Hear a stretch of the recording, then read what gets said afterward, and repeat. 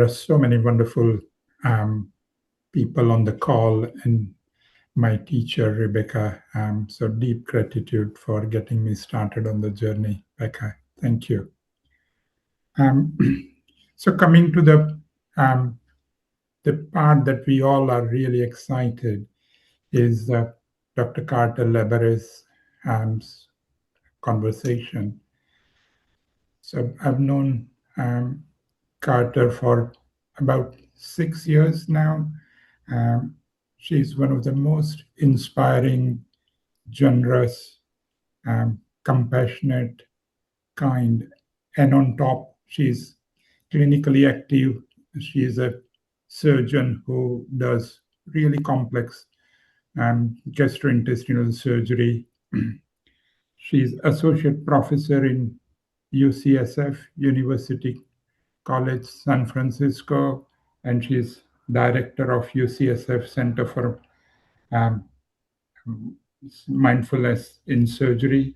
She's the vice chair of American College of Surgeons Wellbeing Committee, and she has con- continuously inspired me to um, learn more and do more in field of mindfulness, particularly in healthcare setting.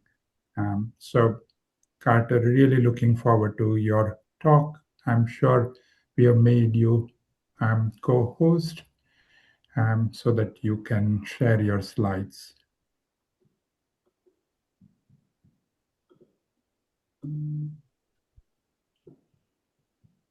Thanks, Uma. Thanks, everybody. Can you hear me okay? Okay, great. It's so hot here that the electricity grids are being overwhelmed, along with the data centers that we've been building. So I apologize. My internet was it was like from 50 years ago. But we're here now. So let me just open up my slideshow.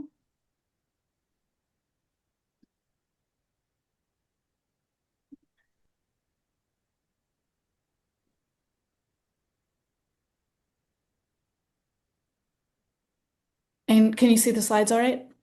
Yep. Okay, great. Well, so thank you very much. Thanks for inviting me. I really feel fortunate that the mindfulness community in the UK is so developed. We're very much behind you guys in the United States. So much of what I'm saying probably won't be a surprise to you or the research I'm reporting on.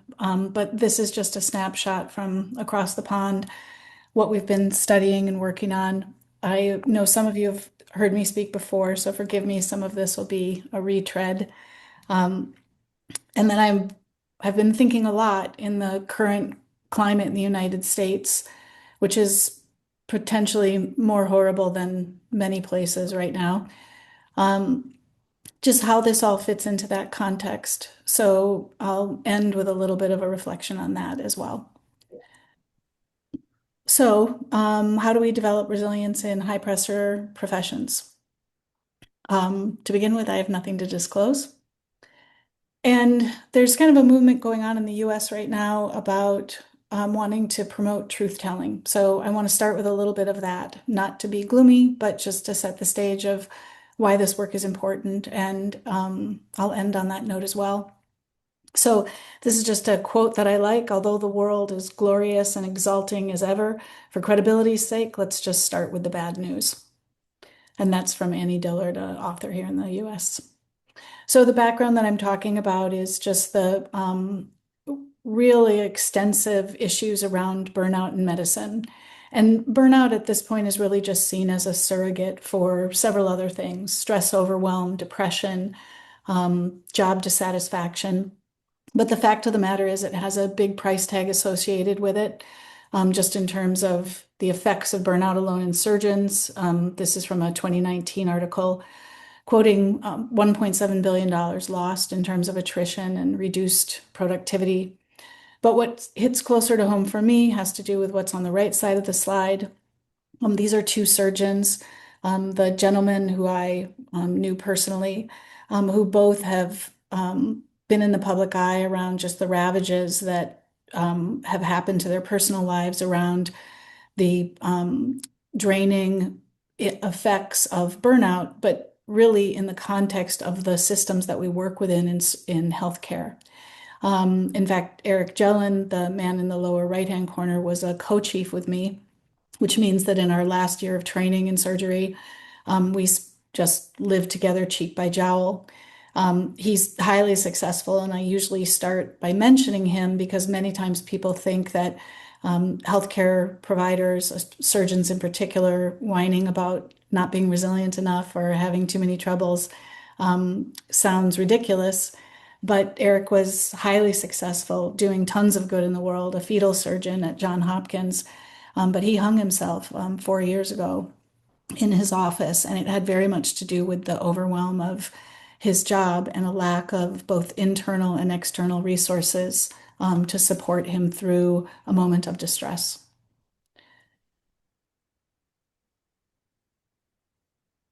So, changing focus a little bit, what my work and my interest focuses on is not so much the characterization of burnout or the challenging parts of practicing medicine, but rather trying to visualize and then enact well-being on a greater degree in our society, in particular in the healthcare workplace, which is a confined workplace, but also where we touch on so many other people's lives in so many ways. So in many ways, I see healthcare as sort of a pillar or a hub of our civilization, similarly to how teachers perform in the world. They are definitely a pillar of our society. And so when we're talking about well-being, I like the Center for Disease Control's definition, which is written here, that it's more than physical health and housing.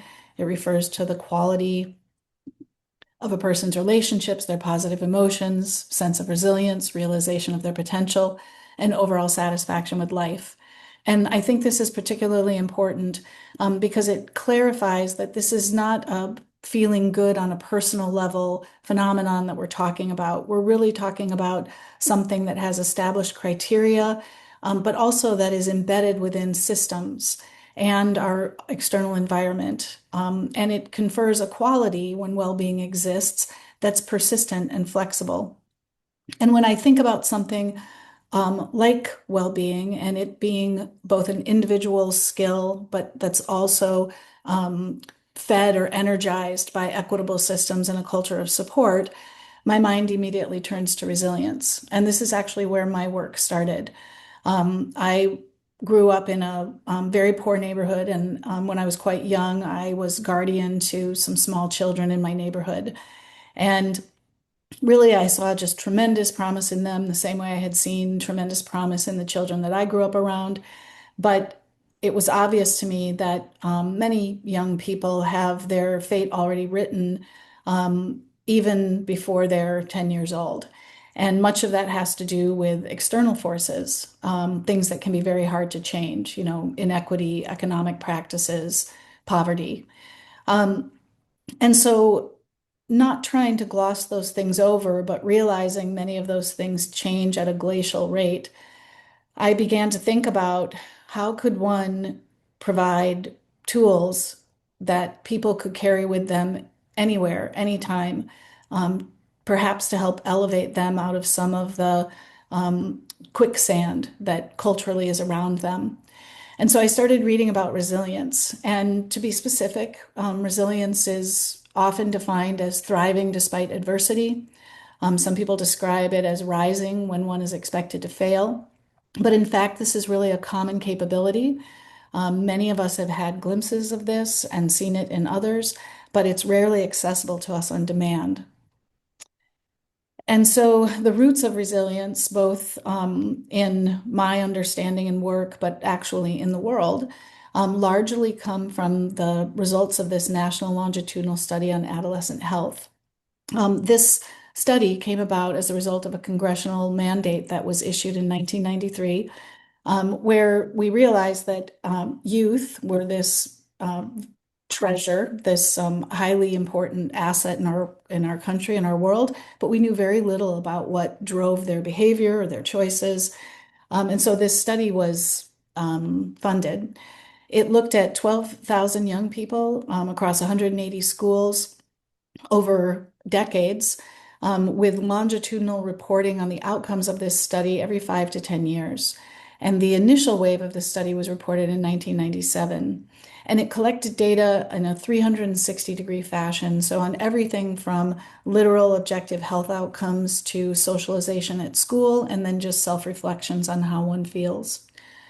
And what was really radical about this was the work of Ann Maston, who you see in the center. Because looking at this data set, she and her team, instead of looking for pathology, looked to see what was happening that was right. So, if you will, bright spots. So, instead of what are the things that make a young person fail, they decided to explore what are the things that allow someone to thrive despite adversity, despite the expectation that they would fail. And so, this is really where resilience science was born.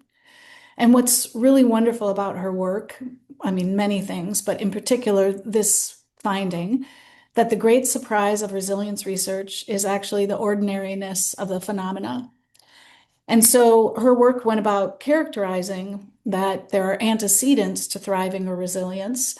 As she puts it, what began as a quest to understand the extraordinary has revealed the power of the ordinary. Resilience does not come from rare and special qualities, but from the everyday magic of human resources within children, within their families and relationships, and within their communities. And this comes from a publication just in 2001 called Ordinary Magic. And so Ann Maston's work really began to help us define and look for thriving as a phenomenon that could be nurtured. And so when she enumerated those antecedents to thriving, many of these will seem familiar to you from the mindfulness community. A focus on positive emotions, the capacity for self-regulation, a sense of belonging and purpose. And then in her work, at least one close bond, but of course, more close bonds is even better. And these important things, when in place, superseded the effects of race, family structure, geography, or socioeconomic status in terms of supporting a young person to really be resilient in their life and thrive. And Anne Friedrichsen expounded on this by looking further into this idea of what are the things that contribute to a person's ability to not only have sort of peace and well-being and a sense of resilience within themselves, but to sort of enact that in their greater society. And as she constructed this theory, she coined it broaden and build. And essentially, what it looks at is when one cultivates positive emotions like joy, love, contentment, interest, happiness, that it expands our inventory of thoughts and actions. And while that might seem like a bit of a leap, one feels good and then somehow your brain works better, I'll show some data in a minute that contributes to a larger body of work that really shows that that's true. But that broadening of thoughts and actions then allows us to build physical, mental, and social resources. And so, often we look at, well, why did that person have bad relationships? It's because they're cantankerous or aggressive or chippy. But we often don't look at the reverse, which is why did this person have wonderful relationships? Why does everyone want to work with them? And it's because often they cultivate the positive, or they have emotional regulation and they're able to think through things before acting reflexively. And as the last box on that chain shows, this group of qualities and how it causes people to both interact with the world and have the world interact with them can really transform an individual and transform the society that they're in. And this process has been coined the upward spiral of positive emotions, and it really describes this sort of continuous, iterative, but also uplifting process that happens even from starting on just the basis of an individual who has the opportunity to cultivate these positive emotions within them. And there is a neurophysiologic signature to this. This work has been characterized by Fetter and Charney, who originally looked at veterans, those who had PTSD after seeing active combat versus those that didn't. And what this cartoon at the top just shows is that those who were still really experiencing sort of refractory PTSD had a different series of connections that were predominantly active in their minds, in their brains, when they were having these experiences, as opposed to those who seemed to find their way out of PTSD. Those neurocircuitry links had changed. And I won't go into the details of that here, but I'll talk more about that looking at some primary data. And so this background information, which was all coming about in kind of the first decade of the 2000s, was what really caused me to think about how could we train resilience? How could we train resilience, help people cultivate these positive emotions, perhaps even help wire their brains in a way that would be protective. Um, And this question of perhaps can mindfulness meditation be the key? And I didn't pull that out of thin air. I'm sure as many of you know, being more deeply rooted in this than I am. There was a lot of research at the same time in the early 2000s coming out from several researchers, but just looking at some of the neuroscientists here, Richie Davidson and Amishi Jha and others, who really were beginning to show that emotional regulation, attention, and awareness, metacognition or frame shifting were results, if you will, or were the seeds, if you will, of both practicing sitting mindfulness, but also practicing mindfulness in one's life. And that also had neurosignatures that were very similar to what was emerging in the resilience literature. And so taking all this together in 2015, when I became faculty at UCSF, I actually had remained interested in working with underprivileged youth right up until my last year of medical school, when, for better or worse, I opened an abdomen. I saw what the contents looked like. I explored that world in there, and I realized I needed to be part of it, no matter what. And I had a lot of conflict in the beginning, thinking that being a surgeon meant being kind of a butthead, angry, egotistical, probably divorced. And that was certainly not anything that I wanted. And yet the physical sense that surgery was the right place for me to be was so strong and seemed so pure that I really just had to trust that I would find a way to bring these two worlds back together in the future. And indeed, when I joined faculty at UCSF, my mentor at that time said, I think you should study mindfulness. I think you should study meditation, its effects on stress. But we don't have any underserved youth here, but we do have a whole bunch of really stressed, high stakes professionals, and that is your colleagues, other surgeons. And so the first study I did was to look at several of the um, markers or sequelae of burnout, high stress, high anxiety, depression, suicidal ideation across a large national cohort of surgical trainees. And you can see the prevalences here are all very dismal. But the second part of this study that was more interesting to me was that when people had higher inherent mindfulness, the risk of each of these things was significantly decreased. And so the prior work, my interest in resilience, this sense that there needed to be some way that I could join sort of the resources and um, opportunities I was given as a surgeon with this deeper interest in trying to develop some kind of delivery system for resilience training that could help those who need it most, all kind of converged with this data to inspire me to try to come up with something that could be delivered to the people I worked with and around. This ended up taking the form of enhanced stress resilience training. In its current formation, it's 5 one-hour classes, but originally it was very similar to MBSR, and that was purposeful. There are several other forms of mindfulness training, as you all know, MBSR, MBCT, mindful childbirth, mindful parenting. So many of these are amazing. And yet, what we found in our first study, where we were able to make the time for, you know, hour-long classes, 90-minute classes, I think we did initially, over 8 weeks, really promoting a much greater degree of home practice meditation. we discovered that this was actually kind of untenable for many of the participants. And in the qualitative work we did, while it was, um, we did see objective measures of success and subjective evidence of satisfaction, which I'll show in a second.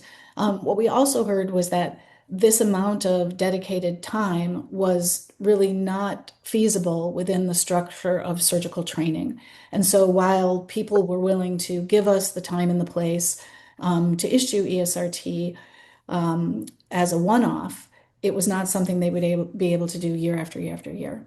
And so as I'm describing the research that we've done and the results that we've seen, each iteration, each randomized trial that we did, each longitudinal cohort study was with a new adaptation on ESRT. And while that sounds like a little bit of shady science, at least to me, sometimes it does, because it's, looking at apples and pears, maybe not apples and bananas. Um, Nevertheless, it was a necessity because one can create the most amazing intervention in the world. And if that intervention isn't accessible and feasible and acceptable, then it's useless. And so each time we studied ESRT, we would ask, what was difficult about attending? What was difficult about making room for this or allowing people to attend? And we would try to tweak those things as we simultaneously tried to maintain the parts of ESRT that seemed to be effective. So what we've ended up with is these 5 one-hour classes. We're very purposefully trying to train attention control, emotional regulation, and metacognition, things that I think across mindfulness and meditation training in general, where many of us are focusing on. And we have done, as I mentioned, several randomized controlled trials. In the first one, which was in the longest form of mindfulness training that we delivered, very close to, but not quite as intensive as MBSR, we did see that people were able to maintain an average of 5 practice days per week. The orange line on all of these figures is the intervention group, and the blue line is the control. They were also able to sustain 15 minutes of mean practice time per day. Um, and while this doesn't seem like very much, for people that train so much and are engaged in the hospital and actively in the operating room for so many hours a day, when one calculates that out, there's actually 4 discretionary hours left in each day if you only sleep 5 hours. Um, Giving up 15 minutes is actually a pretty big deal. And to be able to sustain that over 5 weeks is promising. And then we also saw that mindfulness increased and stayed increased over the 12-month long-term follow-up, as well as global executive function had a slight increase, but it was significant, and it seemed to sort of evolve over the longitudinal follow-up of the participants, so over a 12-month period. In our next randomized controlled trial, where we actually shrunk things down to just 1-hour sessions and 6 instead of 8, we did see reductions in burnout, both emotional exhaustion and depersonalization. In this study, the magnitude of burden following people over a year was too much for them. And so we shortened things to a 6-month time period instead. And you can see that these benefits, again, the intervention is the orange line, persisted over that 6-month follow-up. And then we also looked at some other objective markers like circulating markers of stress or inflammation, particularly RNA transcripts. And we saw that along with subjective stress decreasing and these decreases in burnout, that there was a decrease in pro-inflammatory gene expression and in the signaling molecules of the fight or flight signaling pathway.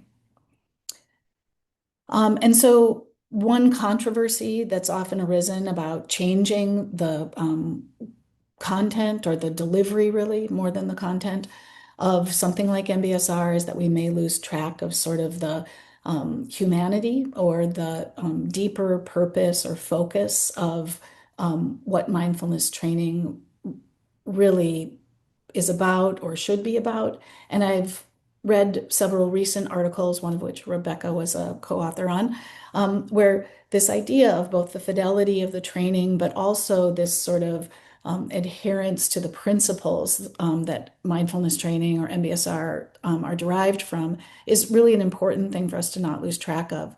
And so that came up as a bit of a controversy in the development of ESRT because this focus on surgeons or performance or streamlining seemed to be at odds with these other ideas. But what we actually found was that several of our participants, when asked, what were you getting out of this training, didn't talk about simply higher test scores or sharper surgery. They talked about things that spoke to a more whole human incorporation and effect of what they were receiving. And I'm just going to play some very short clips in their own words.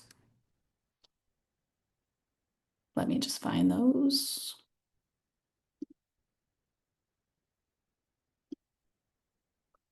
So this is the first, which is a veteran surgeon in our department, Hobart Harris.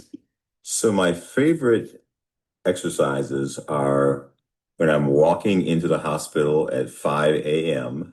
to really pay attention to the feeling of the pavement under my feet. And I know it sounds kind of funny, but I find that is a very interesting way to just once again recenter and reclaim the kind of attention to the moment. Secondly, I like practicing meditation when I am waiting for things in the hospital, whether I'm waiting in pathology for a pathology result or on the elevator, waiting for the elevator. I find these short little moments, times that it's just nice to, once again, refocus. And this is Keith Hansen. He's finishing up as a fellow in transplant. When I would leave the morning sessions and go back to work, I felt more energized. I felt more peaceful. I felt like I was able to deal with anything that came throughout my day. And it's all because of what we did during the course itself, learning how to interact with others, whether it's nurses, your co-residents, your attendings, in a productive manner, realizing that people might want to fight you in a hospital and you don't have to engage in that. I think those are some of the lessons that I've taken and kept from mindfulness. And then the last one here is Marissa Polcrano. She's now a pediatric surgeon at Stanford.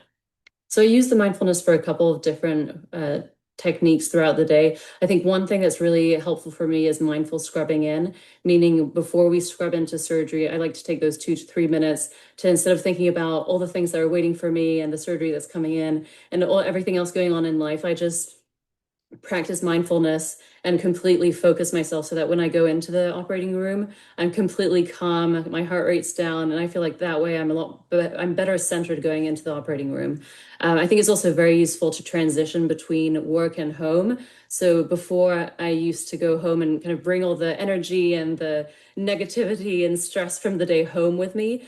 Whereas if I practice mindfulness as I'm walking or driving home, I feel like that way I'm able to acknowledge the day, kind of let it go, and then go home without bringing it all home with me. And those three little clips really just reflect multiple qualitative data points that we obtained where people talked about similar experiences from taking this training.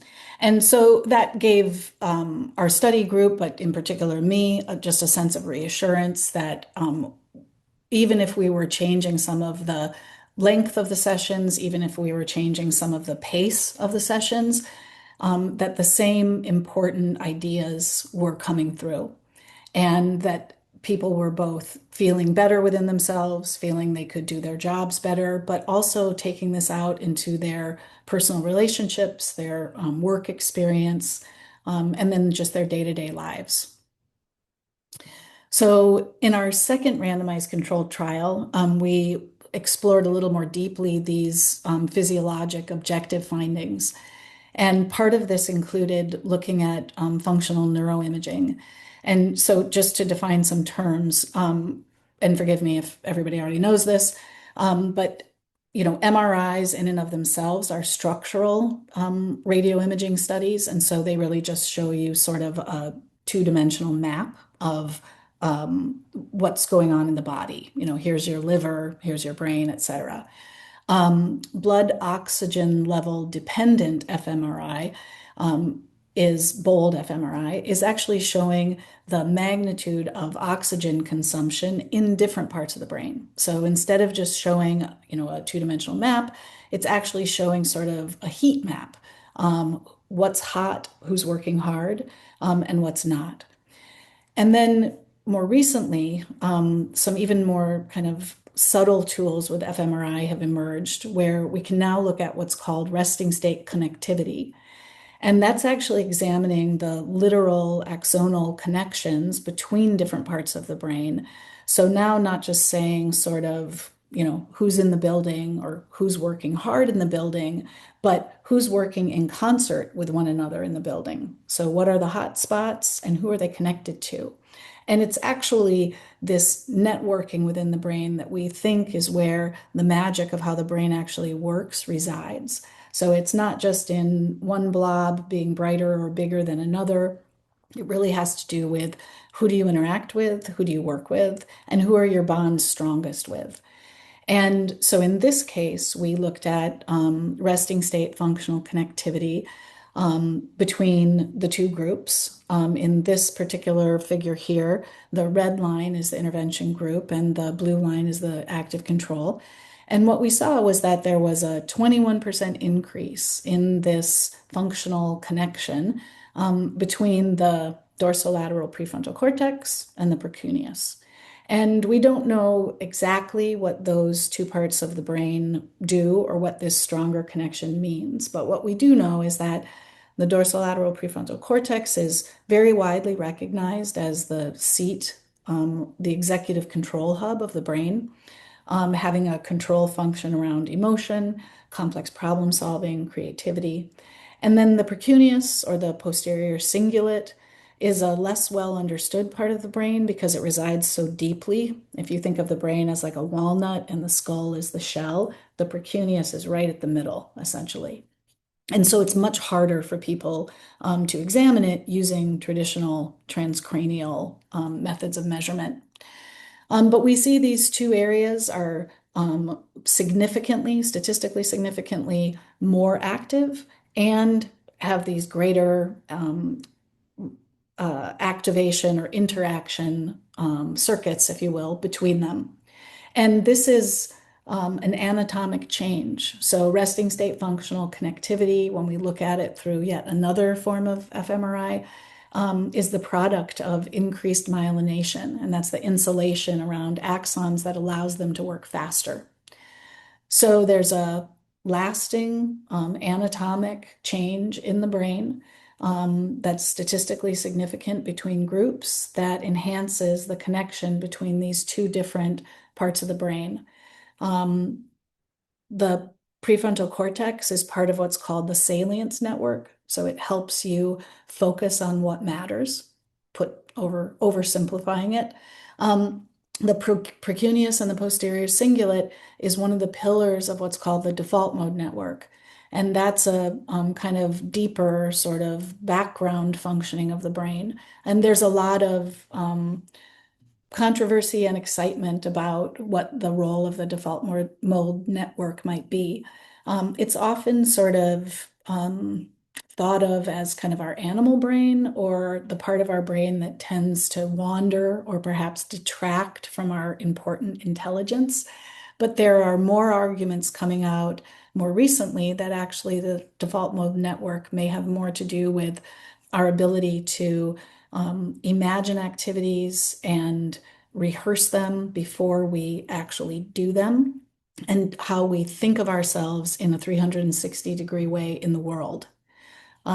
So I'll leave it at that. But the last thing I'll say is that when we looked at these same measures within individuals, we saw that when increased functional connectivity existed, it predicted the downregulation of pro-inflammatory gene expression and the fight or flight signaling cascade. So this anatomic change in the brain, when it existed, went hand in hand with a decrease in these circulating inflammatory and stress markers. And that in turn predicted individuals saying, I feel less stressed. So an anatomic change, a physiologic response, and a subjective experience, all supporting this idea that the intervention decreases stress on all of those levels. And then I'll go through this part much more quickly. We also saw that during the COVID pandemic, those residents in our institution, in our department, I should say, who had undergone ESRT training, which had by April of 2020, we had been offering training now for 4 or 5 years. They had a 6-fold higher prevalence, pardon me, those who had not received ESRT training had a 6-fold higher prevalence of clinically significant anxiety. And this was regardless of their training level, gender, age, number of hours worked, or how high exposure their clinical setting was during the height of the pandemic. Others that we've worked with on your side of the water have seen interesting long-term differences between residents, surgical residents who have taken ESRT versus not. It's a little hard to interpret this. They did find that residents who'd been exposed to ESRT had less burnout and less stress, and this was over a 24-month period. Then they also saw this higher likelihood of obtaining kind of a top tier placement for the next level of training, although that's a very complex outcome. And so it's difficult to say that ESRT alone facilitated that. That's a little bit more of a stretch. And then we've also used ESRT to explore work with special operations surgeons. This work was inspired by a study of a qualitative study where we interviewed special operations surgeons and just asked sort of what skill set is absolutely critical for your missions to succeed.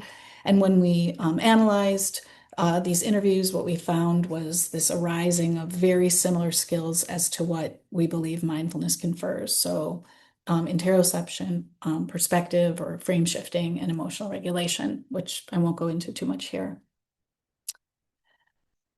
And then we've also studied ESRT in ICU nurses, and again, lots of benefits. The orangish line here is also the intervention group, so higher resilience, mindfulness, better psychological safety, less emotional exhaustion. These are all outcomes followed over 3 months. Lower perceived stress, lower depressive symptoms. And then a better experience of work as well. That actually was short-lived. That fell off after the first follow-up. So my favorite. Excuse me. Okay. And so you might ask, how in the world can something like this work so widely across groups and across circumstances and have such a wide array of effects? And that's not because the intervention is so great. It's actually because it targets stress. And this is kind of a known target of mindfulness, but our work has really focused on this because stress is such a salient part of the environment of surgery. And it doesn't matter if we fix the context around that stressfulness, it's still stressful. Cutting open someone's body and hustling through a surgery to save their life, no matter who's the department chair, no matter how much resources we have, that is always going to be stressful. And so this is kind of our main point of interest and focus. And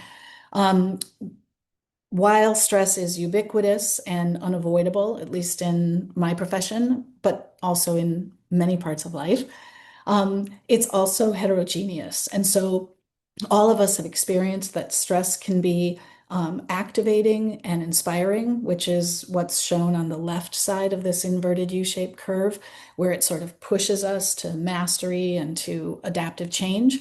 There's kind of an optimal performance place where we can reside, and that's something that, for instance, professional athletes are trained to take advantage of. And then there's the far side of everything where stress becomes overwhelming and toxic. And so the idea with things like mindfulness training, or in this case, ESRT, is that we can help people use their bodies as a tool to understand where they are on this curve. And to begin to tune into that sort of immediate reflexive response that we all have, where something comes to our awareness that's stressful, we have an immediate reflexive response in our bodies. But then, of course, we've all experienced that because stress is heterogeneous, you can have something wonderful, like falling in love can be stressful, or something horrible, like being chased down a dark street is stressful. But our reaction to those two stressful things, while it's physiologically the same, fast heart rate, pupils expand and breathing increases, but our responses are different. One thing we run towards, the other we run away from. And that really reflects this feedback mechanism that's encapsulated in this cartoon that a person can take advantage of if we can become aware enough of that physical response to then respond to it rather than just reflexively act on it. And so really the way we're conceptualizing where and how ESRT works is that this fulcrum with the coins on the teeter-totter on the left is a set of different factors. Some are supportive resources, some are demands. Some of those demands come from within us, like imposter syndrome or a feeling of loneliness. Some come from our external environment. But whatever the source, they cause stress, which is very closely linked to anxiety. And the downstream effect of unchecked stress anxiety are these sort of harsh outcomes that we started the talk with. And that through potentially the mechanisms that our second trial showed, ESRT seems to help mitigate this. Later work that we've done, we actually explored what the path of this process might look like. This is from a path analysis based on a national study of residents, and what it showed us was that while the direct effect of higher mindfulness on depression, which is just one example outcome here, so this is mindfulness, the CAMS are, and this is depression scores, the direct effect is actually quite small, this 0.13. But then when we look at the mediated effect through stress, so that is the effect of mindfulness on stress and then the effect on depression, we see approximately a 5-fold increase of influence or impact. And I won't belabor this in the interest of time, but when we look at that complexity of relationships and interactions in another way, which is through an analysis method called social network analysis, again, CAM over here is the measure of mindfulness, this red ball. And we can see here it has this very strong negative, shown in red, relationship with stress, which is PSS, the purple ball. And you can see that pretty much the effects of mindfulness are mediated through stress in a lot of different directions, towards depression, towards burnout, towards anxiety. But what's really interesting is there's also this very positive, strong connection between higher mindfulness and this trio of balls in the center here, which represent flourishing. And specifically, these balls are psychological well-being, social well-being, and emotional well-being. And this particular data set has helped us explore more deeply this relationship of higher mindfulness to these factors that are both internal, like your emotional well-being, but also external, like your psychological and social well-being. And then, not surprisingly, at least among surgical trainees, it's this triad of flourishing factors that has the greatest influence on personal accomplishment, which is really one's sense of meaning and purpose in the work they do. So this is a lot to unpack, but I just think it's an interesting exploration of how complex this issue and this process is, and yet how simply mindfulness sort of cuts, through the Gordian knot to be useful, even while these other things at play are complex.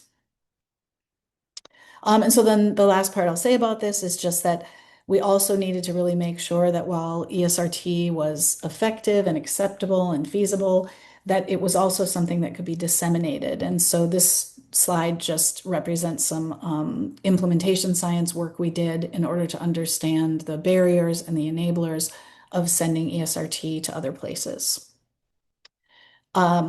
I'm happy to talk about this at a different time, but part of what allows us to send ESRT to other places, but allow adaptations that let other sites have some ownership over this intervention is the way we've constructed it so that there are elements of it that can be purposefully adapted in order to reflect whatever group wants to pick ESRT up and bring it home.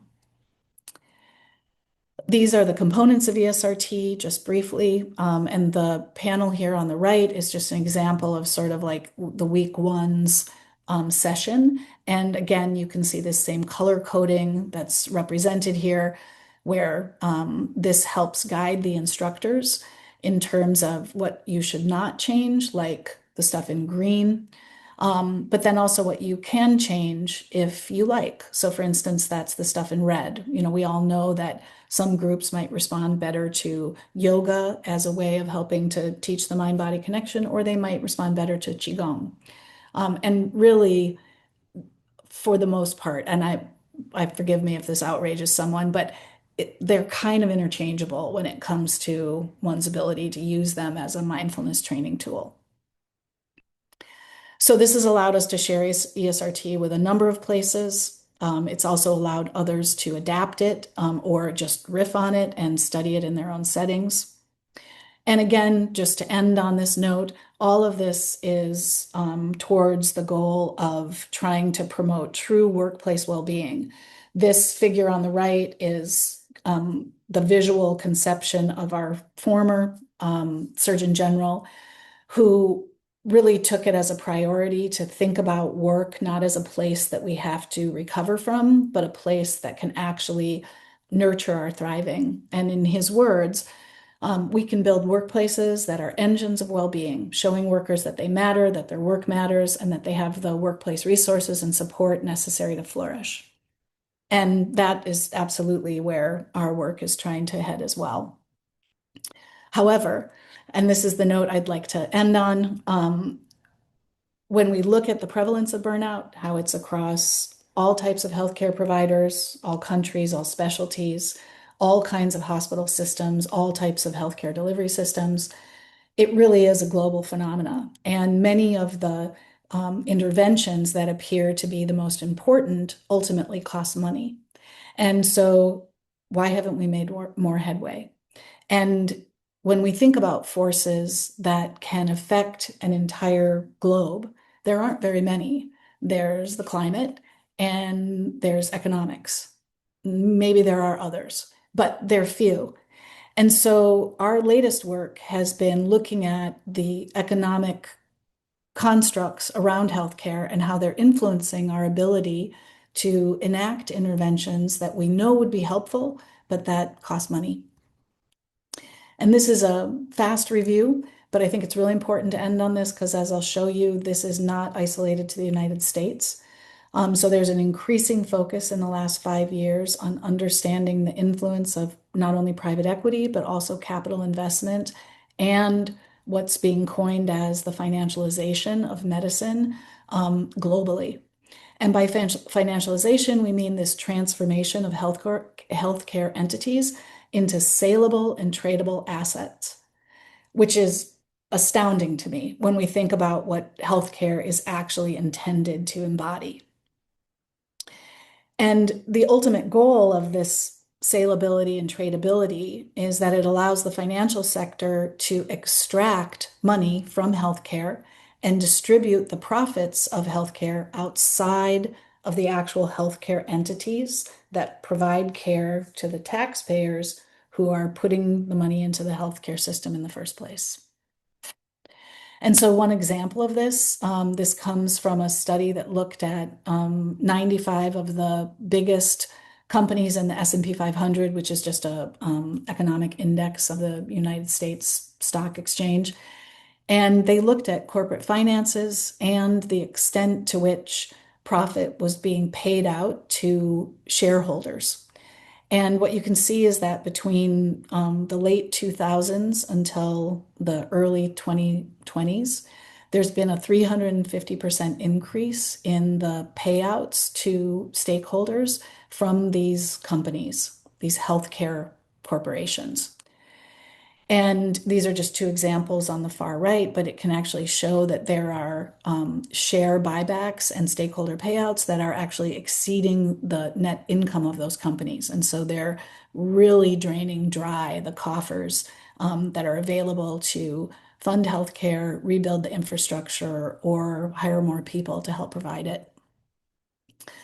As this says, 95% of profits are paid out in dividends and stock buybacks, and that means there's 5% left for the actual provision of care. And 9% of that 5% is actually spent on paying healthcare providers.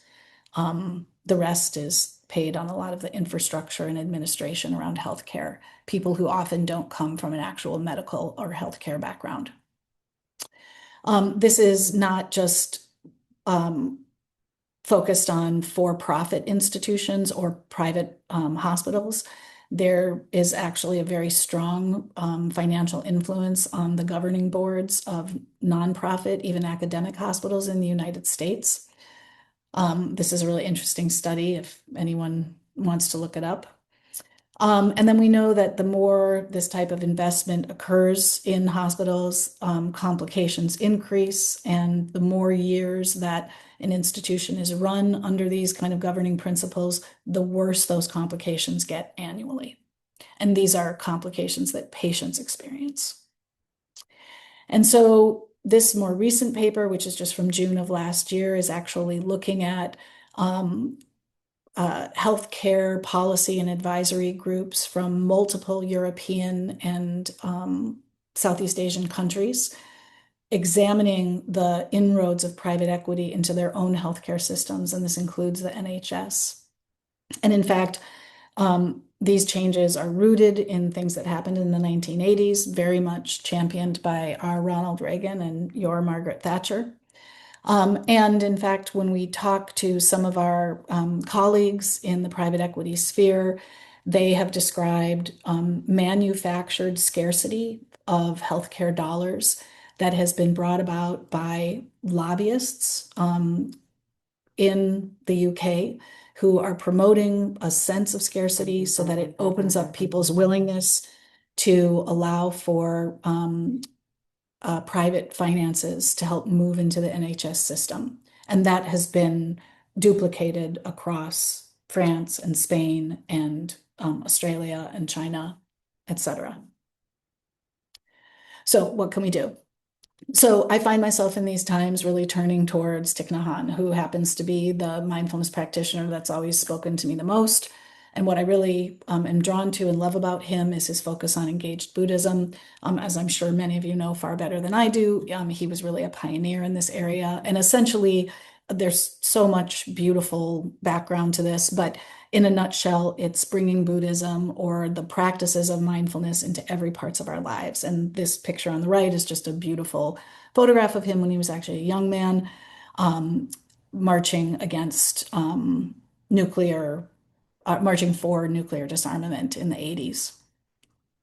But one of the things that this promotes is that, we acknowledge suffering and also we work to end ill-being. But as Ram Dass puts it, who's another practitioner of mindfulness who has been really powerful in my journey, we don't all need to go become a mindfulness instructor or even a monk or live in a monastery, that sometimes we can just stay the thing that we are and just do that thing mindfully. And that's sort of where I fall. So I don't teach mindfulness and I don't pretend to have that skill set. I'm not a deep scholar in where mindfulness comes from or Buddhism, but I'm the best mindful surgeon I can be. And with the resources that are given to me, I try to help with that, with kind of the suffering I see in the world.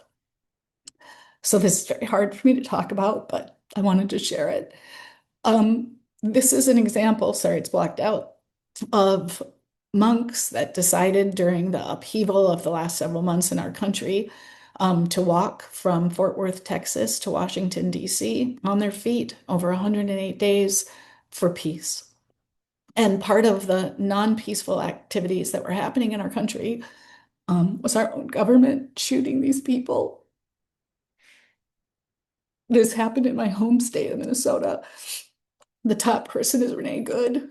She's a mom. She was in the same play group as my sister-in-law. And she was shot in the face in the street and killed by ICE agents. The man underneath is someone I don't know personally, but people that I worked with when I lived in Minnesota knew him very well. He's a nurse at our Veterans Administration Hospital, Alex Preddy. And when these things happen, trying to take the Ram Dass experience to heart, I asked all of the wonderful people that I work with in this area of study and effort if we could create something for the first responders in Minnesota to try to help them stay mindful, stay engaged while trying to maintain their mindfulness perspective and strength. And so this is a QR code. It's free. It's on our app, which you can get through any app store. But it's called Strong Mind Minnesota, and it's a whole set of different modules that speak to heroism or anger or ways to diffuse fear if you're in the middle of, for instance, a protest or something along those lines. But of course, it's not just me who's trying to live engaged Buddhism. I'd like to show a short video, which I think is really beautiful. This comes from a group that's known as the Justice Choir. And where they are standing is in 20 below degree weather in Minnesota in the winter at the height of the ICE attack on this city, on this state. And they're the Justice and Peace Choir, and these are the surrounding office buildings and hotels where the ICE agents are staying. Oh, it's time to change the mind. It's time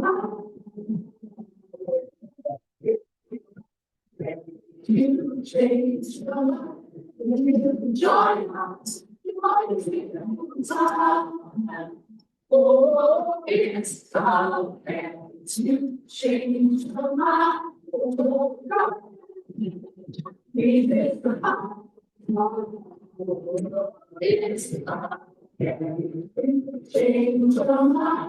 You can join us.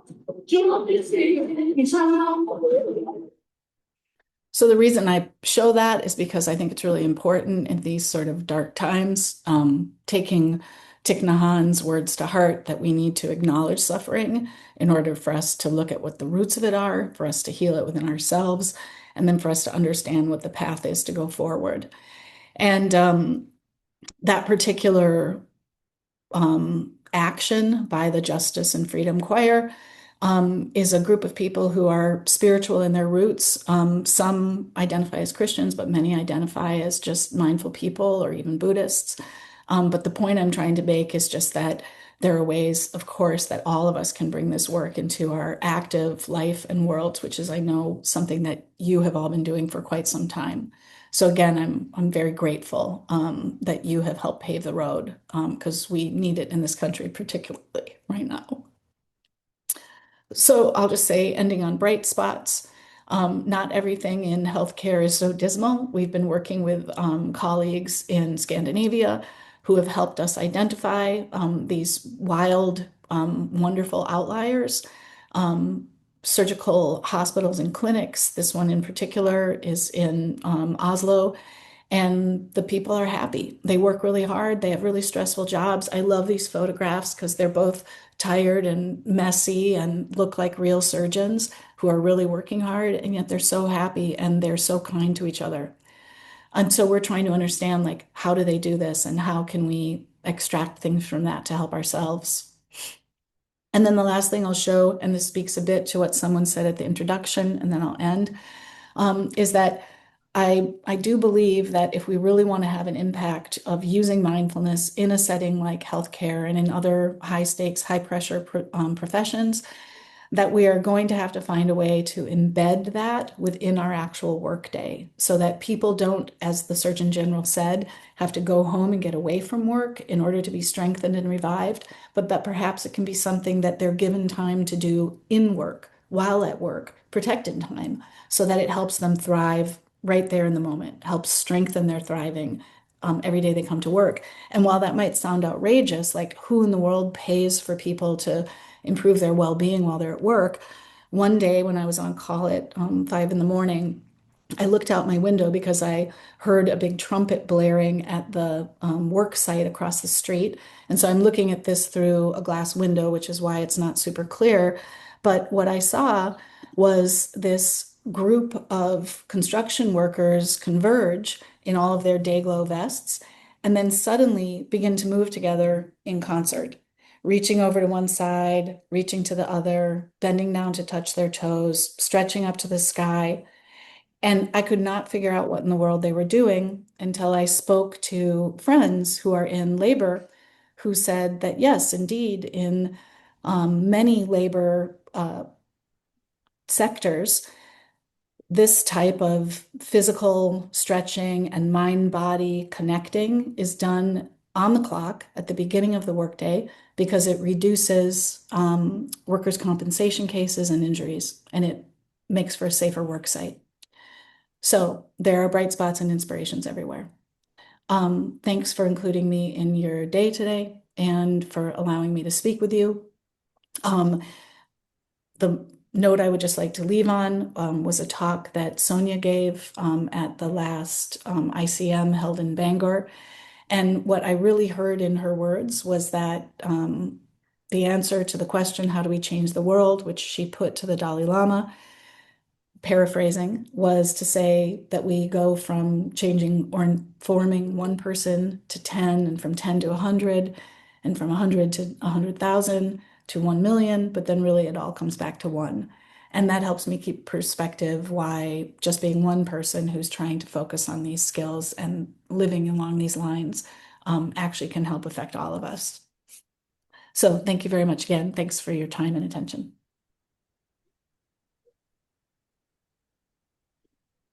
That was just incredible. Your passion, your compassion,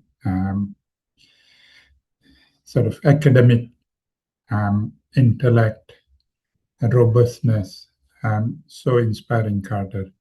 Deep gratitude. And you showed the mindfulness in real life with all the IT challenge and joining. And the moment you joined, you were mindful, and that spoke so beautifully. So I will just open to everyone for question. We have about 10 minutes or so. Feel free to raise your hand, and we'll ideally like you to speak your question fairly briefly so that Carter can answer, or you can put in a chat.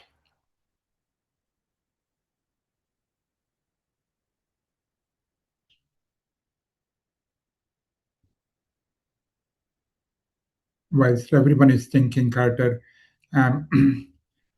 with such strong evidence, it still is struggle when 67 people had signed up for this and about 20, 21 joined.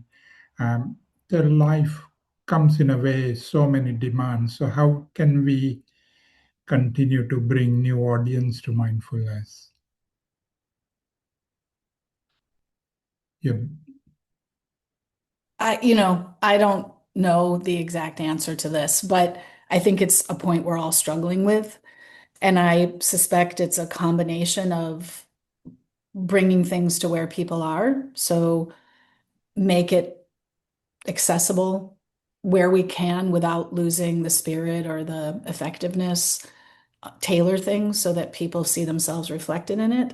But then ultimately, I think we can't just have the most energized hours of our day devoted to work. I think we have to, as a society, accept that some of that time, in order for our society and our world to work, needs to be given over to wellness. And more, it's coming out that no one is trained in how to manage their emotions.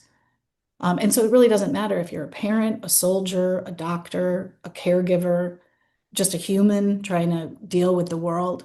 We all need that. And so I think there will have to be kind of a bigger transformation. But in the meantime, while we build the evidence that makes that argument, while we ultimately come up with economic data so that we can drive that argument home, it is a matter of each one of us sharing it with 10 and those 10 changing more and more and more to get back to that one person, which is actually powerful. Thank you. Questions? Anyone? Comments?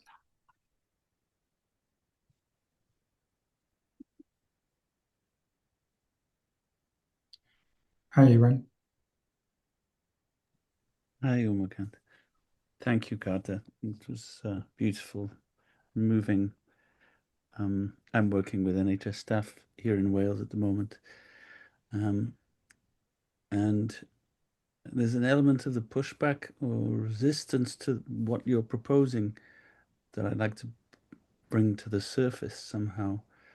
And that's the kind of accumulated moral injury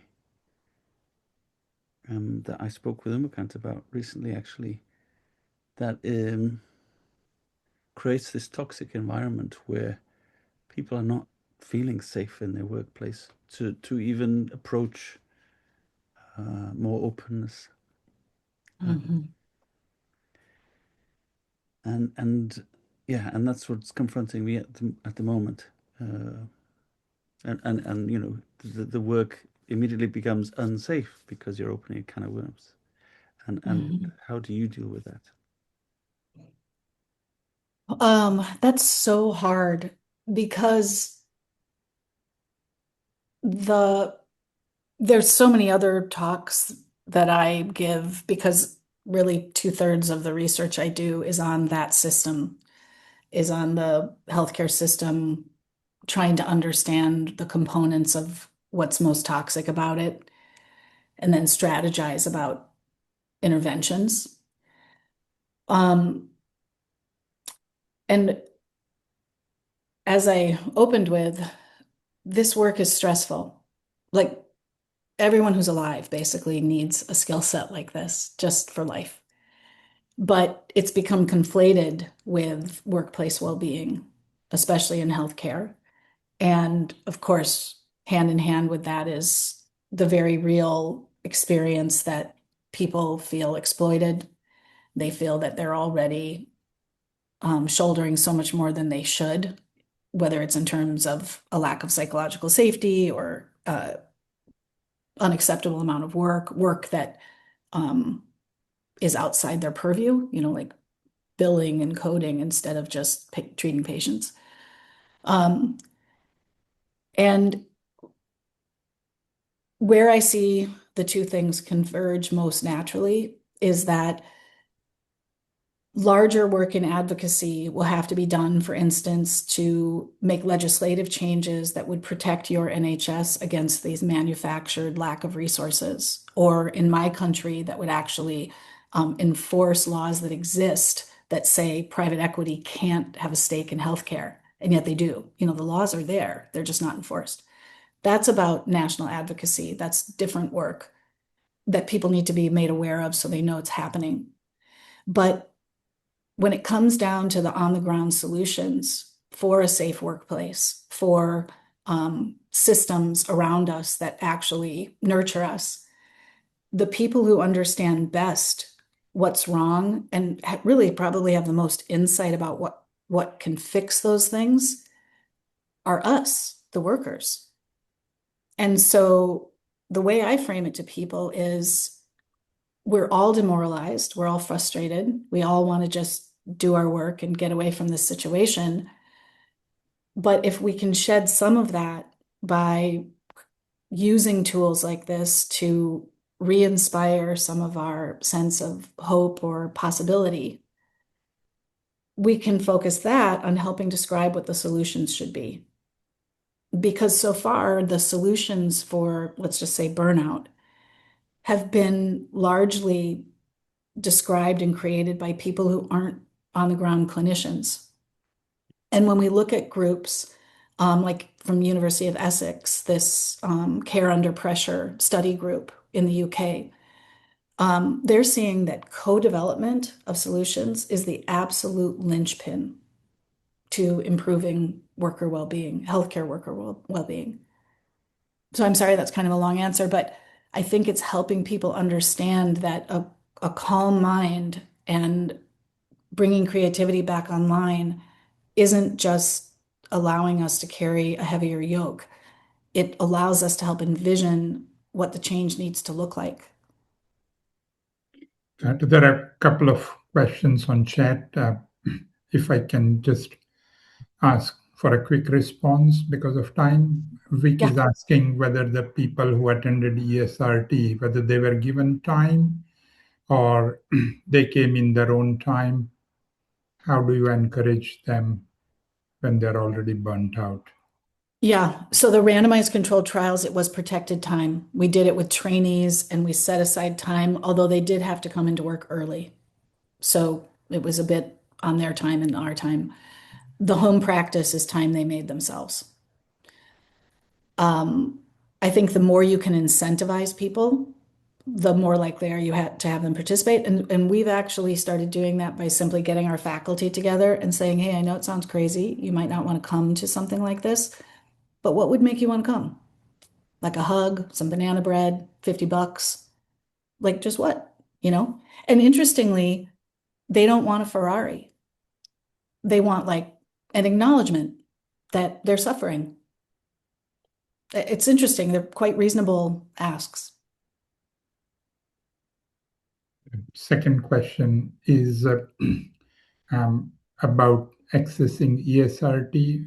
Is it Kyria? Yeah. I'm not sure how I'm pronouncing your name. Sorry if it's wrong. In Portugal. So she's been working with firefighter as well as public health care and would like to know a bit more about ESRT access. Well, in a nutshell, you can just email me. But if you go on any app store, you can find ESRT StrongMind. The StrongMind Minnesota platform or intervention that we created, these modules, it's just there. Anyone can access it. If you have any trouble with that, please email me. But then I can also talk to you about how we can train someone in your group to be an ESRT instructor. It doesn't take a billion years or a ton of money. And then you have an embedded resource and we share all of the materials and everything with you. Yeah, I can vouch Carter is incredibly generous about supporting people and new trainer. So I think we are about to finish. So Liz, and I hand over to you to conclusion. I am just feeling my heart glowing, or is glowing the right description there? Because actually it's hurting too, because that was such a poignant run through some of the things, you know, you talked about at the beginning, a dose of reality, and you gave us that, but also so much hope. And it was such a powerful talk, Carter, and I'd heard it before, but it was, I think, even better the second time around there, with so much more richness there. And I know that the recording we've got of this is going to be so useful for us to share with colleagues. And we know that we had a lot of people who couldn't make tonight, who'd asked was there going to be a recording available. So it's just so useful. But I just think thank you for inspiring us, and I'm taking away from this there that what we do is worthwhile, even if sometimes it only feels as if we get into some groups. But each of those, the ripple effects that go out from anything that we do are so important. We may not yet be at critical mass, but if we all take what we can away from tonight and we all carry on doing what we're doing, then we will make a difference. We will absolutely make a difference. And sending lots and lots of compassion to you. I know things are difficult all over the world there, but I know things are particularly difficult for you at the moment. And we have to have faith that all things pass and come good there. But we do really feel for you in terms of things that are going on for you. And so sending lots of compassion for that. So thanks so much to you for your contribution, which will live on for us. We'll be using this in terms of it being part of our resources there. But thanks to all of you as well who have come to share this with us tonight there. It has been a really rich and memorable and helpful session that will make a difference to all of us. I know that. So thank you all. And thanks, Umakant, for setting all of this up and running it for us. So thanks, everybody. Go well.